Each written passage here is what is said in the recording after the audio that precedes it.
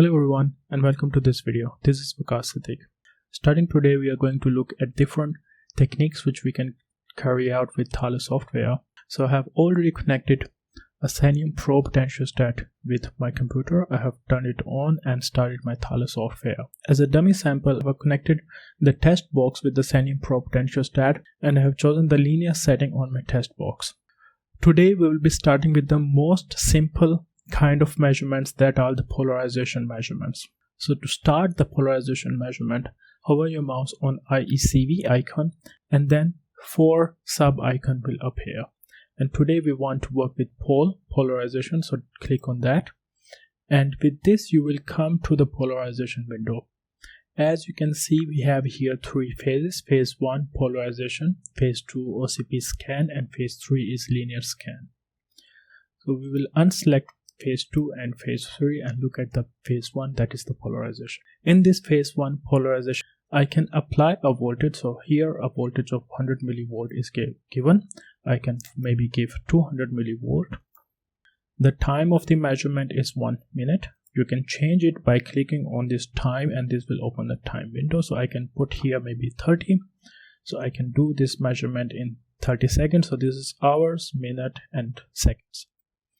And this delta T1 is the time difference after which a measurement will be recorded.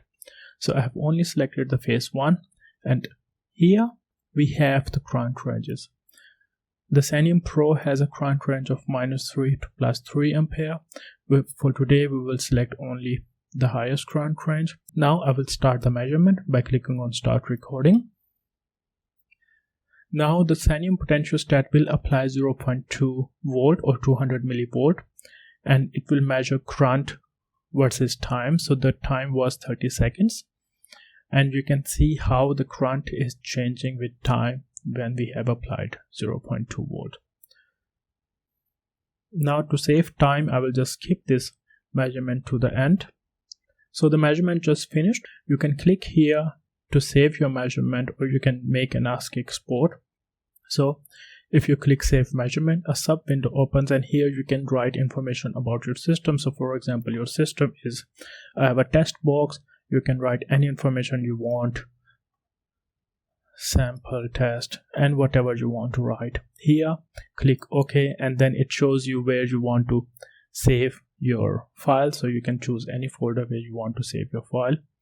I will not save any file today, so I will just go back, and with this I showed you how we can do the polarization measurement. Now here we have EP relative, which is unmarked position. So what does this E relative signifies? So if it is not selected as it was now, so now I'm applying 200 millivolt. If I'm using a reference electrode, then 200 millivolts against that reference electrode. But if I select this relative, then this means 200 millivolt with respect to open circuit voltage. The potentiostat will first measure that open circuit voltage and then will apply 200 millivolt from that open circuit voltage. So if you put here 0 and then here the relative point is ticked on, that means do the measurement at open circuit voltage. Now the second subsection is OCP scan. So you can deselect this and select the phase 2. And in phase 2, as the name suggested, you measure the open circuit voltage of your system for the defined time period, and the delta T2 is after how long the measurement should be recorded. So 1 second means after each second a data point will be recorded. This is very simple. I'm not going to run it for today. And then we come to the linear scan, the phase 3. So I will select this and unselect phase 2. Linear scan, as the name implies, you scan from one potential value to another potential value. So we have a starting voltage of 0 and end voltage of 500 millivolt. I can have a scan rate of, let's say, 20 millivolt, and the measurement will be recorded after each 1 second. So now we will start the measurement. We start the measurement at 0 volt and now we will increase the voltage linearly with time and we will go to the end voltage of 0.5 volts. I will just skip the measurement again to the final point. The measurement just finished, and you can see here that we went from 0 to 0.5 volts, and we saw the current behavior, how the current was changing. You can save this measurement. I will not save it. Okay, after the measurement, if we go to the control potentiostat, we can see that our potentiostat is off.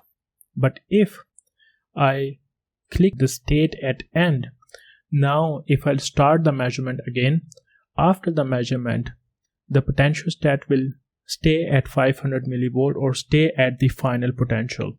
With this, we came to the end of our video for today. I thank you for your time and see you in the next video.